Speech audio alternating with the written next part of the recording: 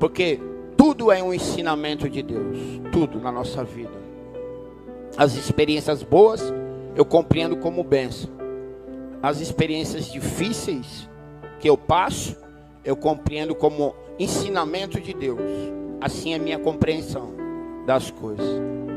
Então, dificilmente eu vou gastar o tempo que Deus me deu murmurando, reclamando sobre algo. Pelo contrário, tentando entender e compreender aquilo que Deus quer me ensinar com a situação. A Bíblia vai dizer assim: vós já estáis limpos pela palavra que eu vos tenho transmitido. Permaneça em mim e eu permanecerei em vós. Nenhum ramo pode produzir fruto por si mesmo, se não estiver ligado à videira.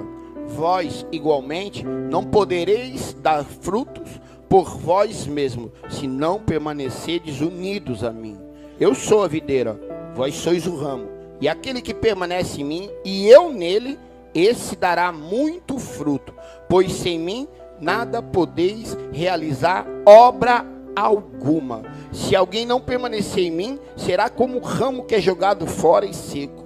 Então esses ramos são juntados, lançados ao fogo e queimados. Se permanecerdes em mim e as minhas palavras permanecerdes em vós, pedides o que desejardes e vos será concedido. O que glorifica meu Pai é que deis frutos em abundância, e assim sereis verdadeiramente os meus discípulos. A Bíblia vai falar que Jesus, ele vinha caminhando e ao longe ele avista uma plantação de videira. Mas no meio dessa plantação, o que chama mais atenção de Jesus é uma árvore de figo, uma figueira. Uma árvore de figo, ela é muito bonita, de flores, né? É uma árvore charmosa que chama a atenção em meio à videira, porque videira, os ramos de uva, eles são baixos. Mas a figueira ela é uma árvore alta. Uma árvore em que tem muitas folhagens. De longe, ela é uma árvore bonita. Mas a Bíblia fala que quando Jesus está chegando perto, ele tem fome. E ele fala assim para os seus discípulos: eu vou lá que eu vou comer um figo daquela árvore. E a Bíblia diz que naquela árvore não havia figo algum. E aí eu entendo sobre isso, sobre dependência de Deus. A dependência de Deus na minha vida, o sentir essa fome espiritual de conhecer a palavra, de buscar algo maior de Deus, de buscar algo de Deus que nada no mundo e nem o ser humano pode me satisfazer, eu vou dizer assim. Mas só algo que vem do céu é que satisfaz a minha alma. Ter esse desejo, ter essa vontade, entender todos os dias que nada mesmo com as minhas mãos eu posso fazer mesmo. Eu posso até criar projetos, eu posso até criar sonhos. Isso qualquer homem pode sonhar e você deve sonhar sim. Qualquer homem tem planos, vontades, desejos, mas entendendo, como discípulo de Cristo, que os meus sonhos não são os sonhos de Deus, que as minhas vontades não são as vontades de Deus, entendendo que o meu sonho tem que ser o sonho de Deus, ou o sonho de Deus tem que ser assim o meu sonho, entendendo que a vontade de Deus, ela tem que estar no centro da minha vontade, entendendo que eu até tenho vontade, mas nem sempre a minha vontade vai me levar para o centro da vontade de Deus, que por muitas vezes as minhas vontades, elas me enganaram, me levando para lugares sórdidos, lugares que me levaram às minhas maiores decepções, às minhas maiores frustrações, porque era apenas a minha vontade, não tinha a vontade de Deus, o centro da vontade de Deus na minha vontade. E eu entendo também que vontade dá e passa.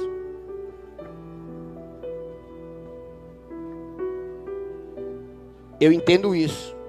E eu entendo que a dependência de Deus para qualquer ser humano, para você que está me assistindo em casa, para mim que está aqui nesse dia de hoje, mais uma vez voltando aqui no domingo de manhã, pela manhã, no primeiro dia da semana, o primeiro horário da semana, mais uma vez depois de 12 anos, fazendo isso como uma rotina na minha vida, entendendo que eu não somente preciso disso, mas eu quero isso para a minha vida,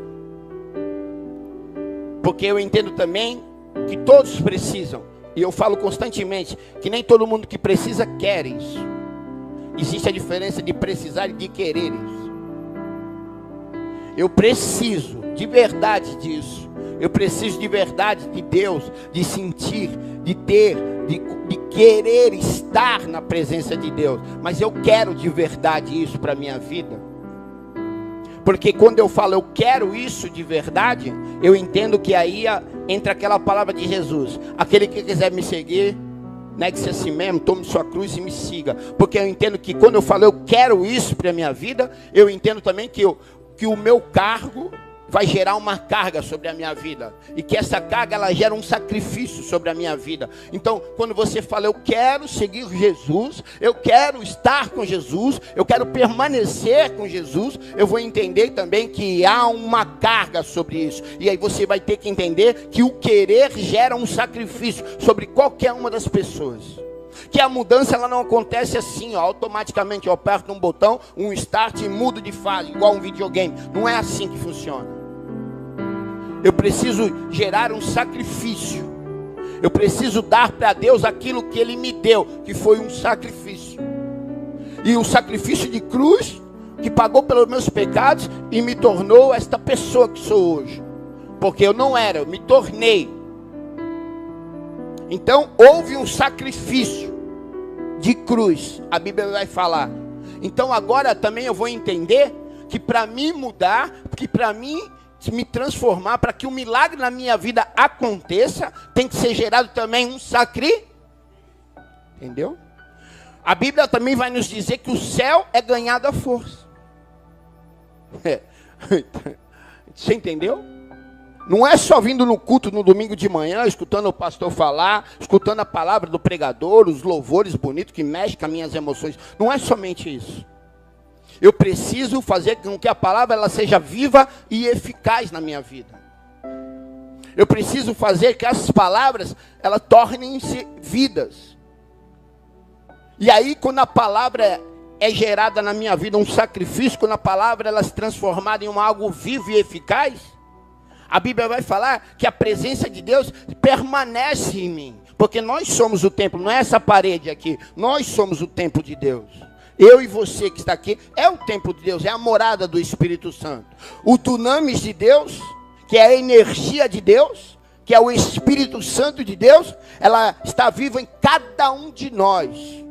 Essa energia, ela está sendo gerada em cada um de nós. Quando eu coloco a palavra como viva e eficaz na minha vida. Quando eu faço a palavra se tornar eficaz e viva. Quando ela se torna viva na minha vida.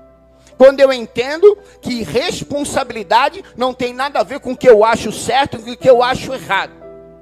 Ou que é isso ou que é aquilo. Não, quando eu crio uma responsabilidade com a palavra, não importa mais aquilo que eu penso ou os meus achismos. Importa sim é que a palavra ela se faça viva na minha vida. E para mim fazer com que ela se torne viva, eu tenho que entender que tem que ter um sacrifício. E sacrifício é tudo que eu faço contra a minha vontade. Eu não quero acordar cedo e ir no culto da manhã, mas eu acordo cedo e ir no culto da manhã. Houve um sacrifício, houve um movimento. A Bíblia vai dizer que quando a terra ainda era sem forma e vazia, o Espírito de Deus já se movimentava. Preste atenção, esse Espírito agora, Jesus vai falar assim, agora eu vou junto do meu Pai, mas eu deixo para vocês esse Espírito. Então se esse Espírito é um Espírito de movimento, ele não vai permanecer em mim, se eu não fazer com que a palavra se movimente também através da minha vida. Então é quando eu estou na presença de Deus, aquilo que é sem forma e vazia, através do Espírito Santo que habita em mim, começa a se tornar vivo, começa a ter vida, começa a ter transformação. E aí onde a palavra entra, que aquele que permanece em mim vai dar muito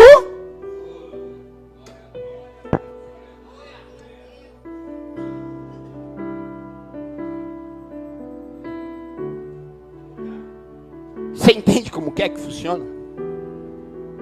Eu vim a João, agora estou indo em Gênesis, mas estou dois para você entender que é exatamente assim que funciona a palavra.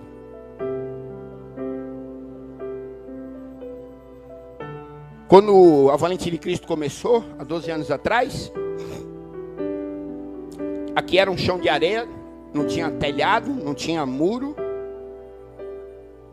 Era uma casinha pequenininha, onde goteirava dentro, onde dormia 23 homens, onde era um portãozinho de elemento vazado de madeira antigo, velho, onde as pessoas viam quem estava dormindo aqui dentro. As pessoas que estavam aqui dentro goteiravam, não tinha essa estrutura que tinha hoje. Nós comíamos miojo que era doado. Mas preste atenção. Dentro de mim havia uma palavra que foi liberada. Dentro de mim havia o Espírito Santo que estava se movimentando. A minha terra era sem forma aí, mas o Espírito... O plano era meu, a vontade era minha, a Valente de Cristo era minha vontade, era meu plano, a vontade de Deus. A minha vontade no centro da vontade de Deus, através do movimento do Espírito Santo, fazendo assim aquilo que é sem forma e vazio, dar muito. Você entende que não é eu? Você entende que tudo na tua vida que vai te acontecer é Deus? Depende da tua atitude. Fala para o teu irmão, tudo depende da tua atitude. Foi fácil para mim? É fácil para mim até hoje? Porque também tem um problema. Fala, tem um problema. Toda vez que eu adquiro uma responsabilidade, a minha responsabilidade ela vai dobrar. Porque depois de uma responsabilidade vem a segunda responsabilidade. E aí quando eu adquiro a segunda responsabilidade, vem a terceira responsabilidade. Aí a Bíblia vai dizer que quanto mais é confiado, quanto mais é confiado, mais é. Justamente por causa disso.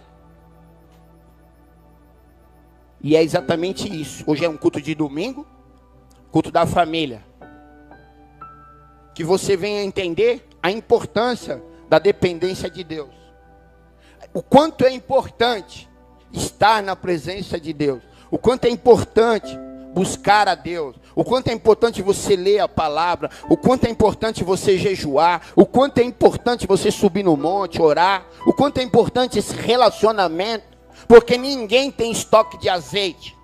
O azeite acaba. Toda vez que você acender a lamparina, ele vai diminuindo o teu estoque. Ninguém tem estoque de Deus. Eu tenho que estar constantemente buscando. Por isso que a Bíblia vai dizer assim, sejam firmes e... Quantas vezes queremos resolver a nossa vida e os nossos problemas com as nossas forças, com a nossa vontade e com aquilo que achamos de ser certo. Mas toda vez que fazemos isso, geramos frustrações sobre a nossa vida. Porque as nossas vontades nos levaram aos nossos piores pecados. Então, que nós devemos colocar a nossa vontade no centro da vontade de Deus. E que a vontade de Deus, ela é boa, perfeita e... Então que a vontade de Deus ela seja rainha ou rei dentro do meu palácio. Ela que governe a minha vida, ela que governe a minha família, ela que governe os meus planos, ela que governe os meus sonhos, ela que governe os meus achismos, ela que governe tudo que eu sou, tudo que eu tenho. Porque tudo que eu sou, tudo que eu tenho, louve ao Senhor.